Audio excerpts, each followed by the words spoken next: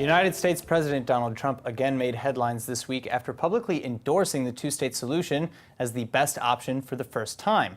Trump made the comments Wednesday in a meeting with Israeli Prime Minister Netanyahu on the sidelines of the United Nations General Assembly in New York. And the president also said his long-awaited Middle East peace plan will be delivered within the next 2 to 4 months. And the two leaders also spoke about regional issues with Iran, Syria, Russia, etc. But the endorsement of two states is still the biggest news, especially as Prime Minister Netanyahu reportedly knew about President Trump's new position. I like two-state solution. Yeah, that's what I think. That's what I think works best. I don't even have to speak to anybody. That's my feeling. Now, you may have a different feeling. I don't think so, but I think two-state solution works best. That being said, just hours later at a press conference, President Trump seemed to backtrack, going back to a position of supporting whatever solution the parties agree to. This has been the Trump administration's policy for a while now, though the United States at the same time has seemingly been isolating the Palestinians from the equation altogether. Most notably by shutting them out of Washington, cutting financial aid, and recognizing Jerusalem as Israel's capital.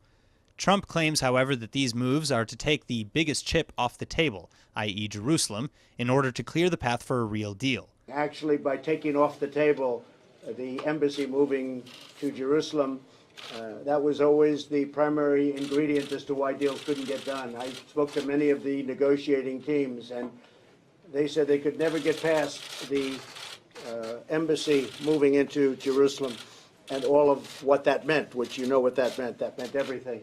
And now that's off the table. As for Netanyahu's supposed support, it's true that the prime minister reiterated his stance on negotiating a two-state solution, but he also maintained that his definition of a state may differ from that which the Palestinians would agree to. Netanyahu told reporters that as long as he's prime minister, Israel will not give up on security control west of the Jordan. Meanwhile, however, as Netanyahu and Trump continued to talk about peace with the Palestinians, the Palestinian mission to the UN was meeting with foreign ministers, diplomats, and representatives of over 40 countries and international organizations in efforts to circumnavigate the U.S.'s peace efforts entirely. Abbas discounted the United States under President Trump as a partner in peace ever since Trump's Jerusalem decision in December 2017. And now, at the United Nations event, which was closed to the press, Palestinian Foreign Minister Riyad al-Maliki said attendees held dialogue on how to, quote, overcome the current obstacles that were put in front of this process, both by the American administration and the Israeli government, end quote. But suffice it to say that unless negotiations actually occur between the Palestinians and Israel, neither party's plan is likely to take root.